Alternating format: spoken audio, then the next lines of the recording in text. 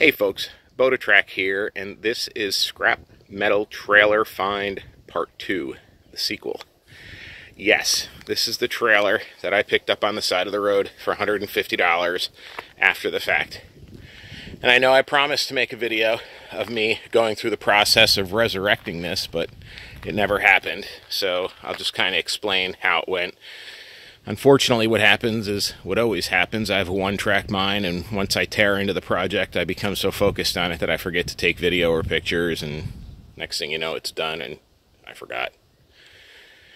So, what we did on this was obviously we stripped the deck off of it, put in some reinforcing, a little bit of welding, and some scrap iron I had around just to shore up the center of it.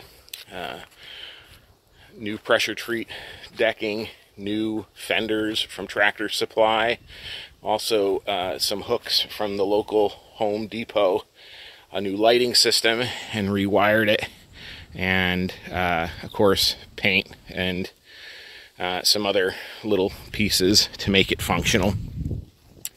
New tires that are trailer tires instead of just the spare car tires that were on it when I got it. These are load rated for 1 ton and each, and speed rated for 81 miles an hour, which is far faster than I'll go.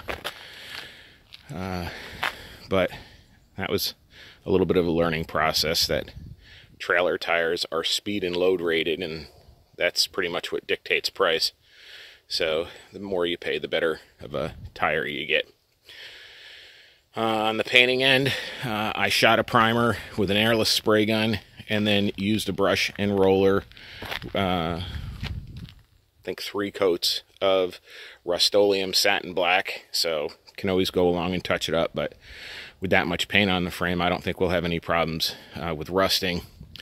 Only thing I added to it, besides a little bit better lighting system and a new trailer jack, as you can see there, is an emergency brake, which is required where I live anyhow. So because it has electric brakes, I installed a Hopkins breakaway system so that if the trailer, for whatever reason, becomes disconnected from the car, the emergency braking system kicks on and locks the brakes up so your trailer doesn't drive past you going down the road. I don't know what happens to a trailer when it becomes disconnected from a car, and I don't want to know.